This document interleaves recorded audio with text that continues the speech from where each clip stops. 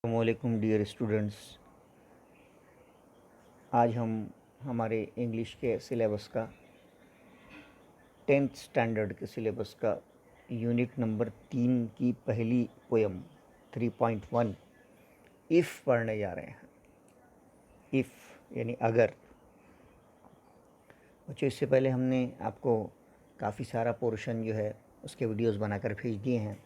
उम्मीद है कि आप जो है उसको बहुत ही बेहतरीन अंदाज से उसकी स्टडी कर रहे होंगे।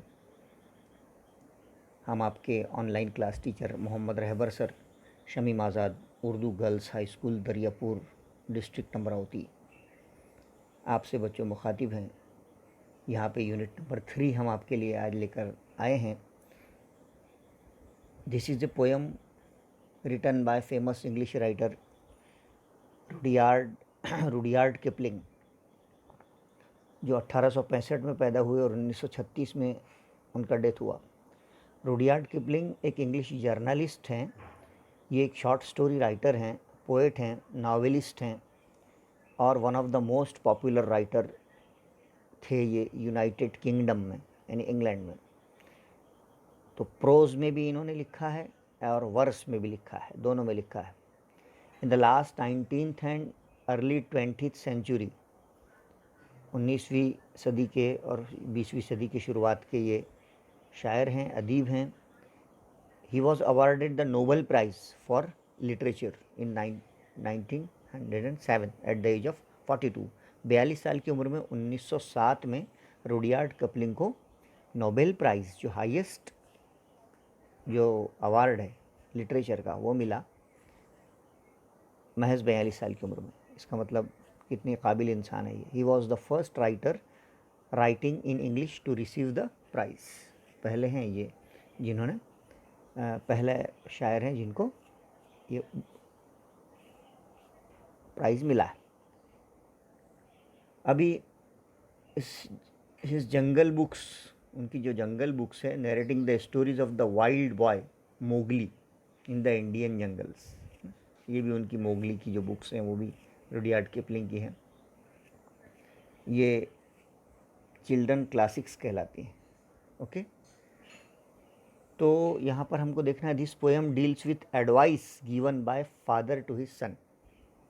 बच्चों, इसमें एक father valuable pieces of advices, बहुत ही कीमती नसीहतें कर रहा है एक फादर अपने बेटे को, सन को। ओके, तो चलिए आइए हम देखते हैं।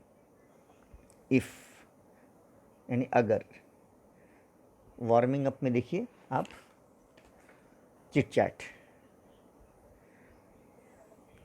How do you react when your parents scold you. आपके पेरेंट अगर आप पर स्कोल्ड करते हैं, स्कोल्ड करना है नहीं, गुस्सा होना, डांटना, तो आपका रिएक्शन, आपका रद्द-ए-अमल क्या होता है। बच्चों, पेरेंट तो पेरेंट होते हैं, है ना। वो अगर हमें डांटते भी हैं तो इसका मतलब ये थोड़ी है कि वो हमारी इंसल्ट कर रहे हैं या वो हमारे दुश्मन हैं, है ना। आपके भी पेरेंट्स आपको डांटते हैं तो it does not mean that they are your enemy और they want to insult you. The reason behind the scolding is just they want you to accept your mistake frankly. Okay, they want you to become a good human being. Yes, so what will be our reaction? Our reaction should be, we should accept our mistake, we beg our apology, हमने माफ़ी मांगना चाहिए उनसे, and try to find out the reason of scolding, और उनके डांटने का हमने सबब ढूंढना चाहिए कि why they are scolding, why they are angry with us, try to make them happy. After all they are our well wishers. Okay, हाँ, माँ बाप से ज़्यादा हमारा अच्छा तो कोई नहीं चाहता बच्चों, इसलिए हमने कभी भी माँ बाप की स्कोल्डिंग पर या एंग्री होने पर रिएक्शन नहीं देना चाहिए। ओके, कुरान मजीद में कहा गया है, उफ़्यूँ लफ्ज़ है, अपने माँ बाप को उफ़ भी मत कहो, है ना।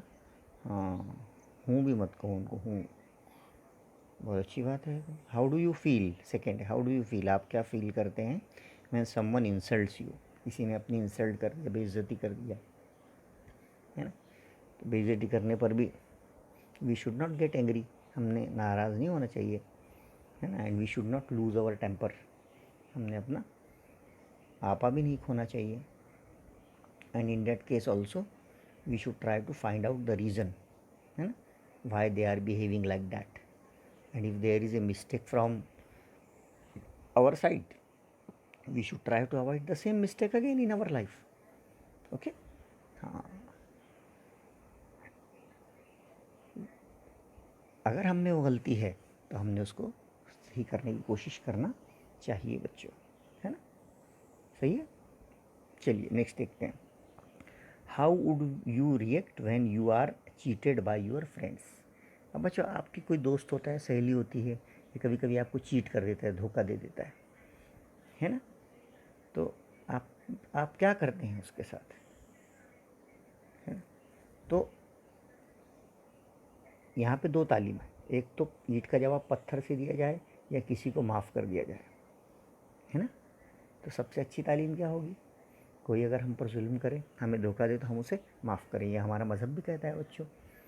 तो if my friend cheated me, I will forgive him, I will try to realize him और her that cheating is wrong. हम उनको एहसास दिलाएंगे कि भाई धोखा देना अच्छा नहीं है, and whatever done with me is not good, मुझसे जो किया है वो अच्छा नहीं है, but I will maintain my friendship with him, उसके साथ दोस्ती कायम रखेंगे। And try to make him और हर रियलाइज, ये उसको एहसास दिलाएंगे that you have done a wrong thing, कि आपने गलत किया। ओके, हाँ। तो कोई अगर हम पर जुल्म करे तो हम भी उस पर जुल्म नहीं करना चाहिए, यही हमारे हुजूर पाक सल्लल्लाहु अलैहि वसल्लम को कहा है। नेक्स्ट है, why is it wrong to make a difference among friends who belong to a different class, colour और कम्युनिटी। ओके, मुख्तलिफ़ तबक़े से, रंग से या कौम या ज़ात के दोस्तों में डिफरेंस करना क्यों गलत है, क्यों गलत है। Because all are human beings, yes, after all are human beings. और हमारा सबसे पहला मज़हब क्या है, इंसानियत है ना। Humanity is above all. If we are not good human beings, we are worse than animals, हम तो जानवरों से भी बदतर है अगर हम अच्छे ह्यूमन बींग नहीं। तो we are friendly with those who are good, when our behaviour and mind match with each other we become friends. जब हमारे बिहेवियर और माइंड एक साथ मिलता है तो हम फ्रेंड्स बन जाते हैं। तो friendship is not built on the basis of caste, color or community. Okay, the basis of friendship, the basic structure of friendship is understanding each other, एक दूसरे को समझना, and to forgive each other's mistakes, और एक दूसरे की गलतियों को क्या करना, माफ़ करना। ओके, चलिए आगे बढ़ते हैं। Complete the table by providing suitable responses to the given action. Okay, यहाँ पे एक तरफ एक्शन है और दूसरी तरफ रिस्पॉन्स हमको लिखना है। देखिए एक्शन क्या है, you are punished by the teacher, आपको आपके टीचर ने पनिश किया, सज़ा दी, विदाउट एनी रीज़न। कभी कभी हो जाता है, वो भी इंसान है ना, बग़ैर कोई सबब के आपको सज़ा मिल गई, तो रिस्पॉन्स क्या रहेगा आपका, आप क्या सोचेंगे, I shall not lose my temper, हम गुस्सा नहीं होंगे टीचर पर, but I shall talk to the teacher afterwards, कि सर ऐसा ऐसा नहीं था, बल्कि ऐसा था, गलती मेरी नहीं थी, गलती फलाने की थी। ओके, तो तो गलती से भी दूसरे पर गुस्सा नहीं होना, ये हमारा बताया गया। नेक्स्ट है, your friends spread rumours about you, आपके दोस्त आपके बारे में अगर रोमर फैलाते हैं, रोमर ये नहीं अफवाह फैलाते हैं कि ये झूठा है, ऐसा है, वैसा है ना, तो जाहिर सी बात है ऐसी सिचुएशन में हमने कूल एंड कॉन्फिडेंट रहना चाहिए कि गुस्सा होना चाहिए। आपको क्या लगता है ना।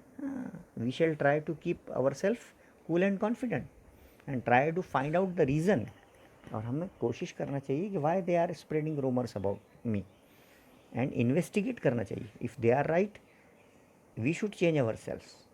ओके, हाँ, if they are wrong we should remain calm, कि अगर वो सही हैं तो हमने अपने आप को बदलना चाहिए, और अगर हम सही हैं तो हमने काम एंड क्वाइट रहना चाहिए। ओके, नेक्स्ट है तीसरा क्या है, समबडी डाउट्स यू, अगर कोई आप पर डाउट करता है, शक करता है, तो जाहिर सी बात है आपने अपने आप पर और ज़्यादा भरोसा करना चाहिए। If somebody doubts you, it is my duty to believe me strongly, है ना। हाँ, तो I shall try to clear his doubt. ये भी है कि उसका डाउट भी क्लियर करना चाहिए और अपने आप पर भरोसा भी ज़्यादा रखना चाहिए। चौथा क्या है, your relatives blame you for you something. आपके रिश्तेदार आप पर इल्ज़ाम लगाते हैं कोई चीज़ का, तो जाहिर सी बात है कि वी शुड कन्विंस देम, तो हमने उनको यकीन दिलाना चाहिए, है। और ऐसी सिचुएशन में भी we will remain calm cool रहना चाहिए। उसके बाद समवन हर्ट्स यू, लास्ट है, किसी ने आपके जज्बात को मजरूह किया, किसी ने आपको परेशान किया, तो फिर यहाँ पे इंट्रोस्पेक्ट करना चाहिए हमने, है ना, खुद का एहतसाब करना चाहिए, है ना। If someone hurts you, we should introspect our self and we should forgive and forget the matter. हमने फॉरगिव भी कर देना चाहिए, माफ़ भी कर देना चाहिए, और फॉरगेट करना चाहिए, भूल भी जाना चाहिए। ओके, चलिए आगे बढ़िए। बहुत डिटेल में बेटा हम आपको इसलिए एक्सप्लेन कर दे रहे हैं कि आप बहुत अच्छे से इसको स्टडी करो। ओके, कम पेज नंबर 86 87 पढ़ रहे हैं। हाँ, ओके। नेक्स्ट है, complete the sentences meaningfully and share them with the class. Complete the sentences meaningfully, इसको जुमलों को कंप्लीट करना है, and share them with the class, और क्लास के साथ शेयर करना है। जैसे इफ़ यू रीड बुक्स, अगर आप किताबें पढ़ते हैं, यू विल गेन नॉलेज, तो जाहिर सी बात है आपको क्या मिलेगा, नॉलेज मिलेगा, है ना। And if you do exercise daily, तो आपको क्या मिलेगा, you will gain health. Okay, हाँ, you will gain health, you will become healthy. Okay, next है, if you study hard you will pass the exam, है ना, ऐसी होगा ना। हाँ, if you study hard you will pass the exam. Next है, if you respect others so others will respect you. आप दूसरों की इज्जत करेंगे तो दूसरे भी आपकी इज्जत करेंगे। So we should accept the truth, हमने सच्चाई को कबूल करना चाहिए। If we know it very well, अगर हम सच्चाई को अच्छी तरह से जानते हों। ओके, तो इस तरह से हम यहाँ पे देख रहे हैं। हाँ बच्चों, नेक्स्ट देखते हैं, classify the following into weaknesses and strength.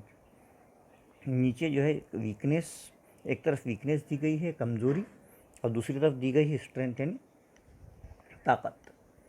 तो मंदर झैल में जो खूबियों और कमज़ोरियों में जमात बंदी करना है हमको, कि हमारी वीकनेस यानी जो है कमज़ोरी क्या होना चाहिए, और स्ट्रेंथ हमारी ताकत, हमारी खूबी क्या होना चाहिए। तो यहाँ पे देखिए, फियर, डर, ये कमज़ोरी है। कॉन्फिडेंस, भरोसा, ये ताकत है ना। क्लैरिटी, किसी बात को साफ साफ बयान करना, ताकत है, स्ट्रेंथ। कंफ्यूज होना, वीकनेस। वरीड, परेशान होना, वीकनेस। करेज, हिम्मत, क्या आएगा, स्ट्रेंथ, ताकत में आएगा। कावर्डाइस, डरपोक होना, वीकनेस, कमज़ोरी। कंपैशन, रहम करना लोगों पे, ये हमारी स्ट्रेंथ, खूबी। ब्रेवरी, बहादुरी, स्ट्रेंथ, खूबी। हेजिटेशन, हिचकिचाना, वीकनेस, कमज़ोरी है। पंक्चुअलिटी, अपना काम वक्त पर करना, स्ट्रेंथ, खूबी है। लेजीनेस यानी अपना सुस्त होना, वीकनेस, कमज़ोरी है। एंगर, गुस्सा होना, वीकनेस है। फेथ, भरोसा करना, स्ट्रेंथ है। पेशेंस, सब्र करना, खूबी है, स्ट्रेंथ है। एम्बिशन, मकसद का रखना, स्ट्रेंथ है, खूबी है। जनरस, फयाज होना, सखी होना, दिलदार होना, स्ट्रेंथ है, खूबी है। इम्पेशेंट, बेसब्रा होना, वीकनेस है। चीयरफुल, खुशमिजाज रहना, स्ट्रेंथ है। टॉलरेंट, लोगों को बर्दाश्त करना, स्ट्रेंथ है। एरोगेंट, मुतकब्बिर होना, तकब्बुर रखना, अहंकार रखना, वीकनेस है। एग्रेसिव, अपना एकदम जल्दी से गुस्सा हो जाना, बदमिजाज होना, वीकनेस है। ओके, तो बच्चों आप इसको अच्छे से क्या करो, लिख लो, जैसे हमने बताया ना आपको, इस तरह से क्या वीकनेस है और क्या स्ट्रेंथ है। ठीक है, चलिए अब हम इफ़ पोएम पर आ जाते हैं। रुडयार्ड किपलिंग की ये पोएम है, हमने आपको पोएट का इंट्रोडक्शन पहले ही करवा दिए हैं बच्चों, तो हम इस पोएम को शुरुआत से पढ़ते हैं। बहुत अच्छी पोएम है और बहुत अच्छे अंदाज में बयान की गई है। 3 जो है इसके 3 स्टैंजाज हैं, थोड़े बड़े हैं और बार बार ये एग्ज़ाम में पोएम आती है। चलिए देखते हैं। If you can keep your head, keep once head का मतलब होता है नॉट टू गेट एंग्री, यानी गुस्सा ना करना, ओके, दिमाग ठंडा रखना। If you can keep your head मतलब अगर आप अपना दिमाग ठंडा रखते हैं, इत्मीनान रखते हैं। व्हेन ऑल अबाउट यू, जब आप सब लोग आपके बारे में losing theirs and blaming it on you, सारे सारे लोग आप पर शक कर रहे हैं और आप पर किसी को एतमाद नहीं है और आप पर इल्ज़ाम लगा रहे हैं, हाँ, ब्लेम करना, इल्ज़ाम लगा रहे हैं। और ऐसी सिचुएशन में आप अपने आप को क्या कर रहे थे, दिमाग को आप ठंडा रख रहे हैं।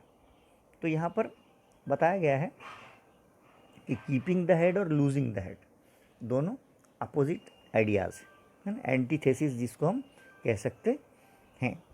कीपिंग द हेड अपने आप को गुस्से से बचाना, एंड लूजिंग द हेड अपना भरोसा खो देना। देखिए यहाँ पर नेक्स्ट है, if you can trust your self, और अगर आप अपने आप पर भरोसा रखते हैं। When all man doubt you, जब सारे के सारे लोग आप पर शक कर रहे हों। But making allowance for their doubting too, लेकिन अलाउंस फॉर का मतलब होता है आप खुद के मुतालिक दूसरों की बातों का ख्याल भी रखते हैं, है ना, कि दूसरे सही है कि नहीं है, लोगों की बात पर भरोसा करना। कि अगर आप लोग हम पर डाउट किस लिए कर रहे हैं इस पर भी अगर आप सोचते हैं तो ये बहुत अच्छी बात होगी। हाँ, आप खुद पर ट्रस्ट रखिए, भरोसा रखिए। ट्रस्ट और डाउट एक दूसरे के अपोजिट है, ये भी एंटीथेसिस हुआ, यानी सिनत तजाद हुआ। ओके, तो यहाँ पर बोलने का मतलब ये है कि अगर आप अपने आप पर इत्मीनान रखते हैं, अपने दिमाग को ठंडा रखते हैं, जब सब आपके बारे में शक कर रहे हैं और आप पर किसी को एतमाद नहीं है, आप पर इल्ज़ाम लगाया जा रहा है, लेकिन आप उनके शक करने को नज़रअंदाज नहीं करते हो, है ना, हाँ, तो आप बहुत अच्छे इंसान हो। आप अलावेंस भी करते हो, यानी ये भी सोचते हो कि लोग मुझ पर क्यों शक कर रहे हैं, क्यों इल्ज़ाम दे रहे हैं, है ना। तो यहाँ पे राइमिंग वर्ड्स भी है, यू टू, है ना, waiting, hating, lies, wise. Next पढ़िए, if you can wait and not be tired by waiting. हाँ, अगर आप इंतज़ार करते हुए थकते नहीं हैं, अगर आप इंतज़ार करते हैं और किसी का इंतज़ार करते हुए थकते नहीं हैं, और बीइंग लाइड अबाउट, और बीइंग लाइड अबाउट यानी कोई आपके बारे में अगर झूठ बोलता है, डोंट डील इन लाइज, तो आप भी बदले में झूठ नहीं बोलते, है ना, यानी आपके बारे में अगर कोई झूठ फैला रहा है लेकिन आप ना उसके झूठ में मुब्तला हो रहे हैं ना उसके बारे में झूठ बोल रहे हैं, ये क्वालिटीज़ यहाँ पे फादर अपने सन में, बेटे में डेवलप करना चाह रहा है ना। और बीइंग हेटेड, और कोई अगर आपसे नफ़रत करता है, don't give way to hating. Don't give way to hating का मतलब आप भी उससे नफ़रत का जवाब नफ़रत से नहीं देते हैं, नफ़रत का जज्बा आप पर हावी नहीं होता है। And yet don't look too good, और आप ख़ुद को दूसरों से बेहतर या अक्लमंद बताने की कोशिश ना करें, बड़ी बड़ी बातें ना करें। नॉर टॉक टू वाइज, ना आप जो है बहुत बड़ी बड़ी बातें करें, अपने नॉलेज को शो ऑफ करें, है ना। यहाँ पे TWO2 2 बार आ गया ना ये लाइन में, है ना, टू तो ये रिपीटेशन है। ओके, कुछ बच्चों यहाँ पे देखो, अपोजिट रिएक्शन की 4 एग्जाम्पल हम आपको बता रहे हैं। ऐसी लाइंस जिसमें अपोजिट रिएक्शन आया है, यानी जो है रद्द अमल है, जैसे if you can trust your self when you men doubt you, antithesis opposite reaction, है ना। Being lied about, don't deal in lies, opposite reaction है। Being hated, don't give way to hating, opposite reaction.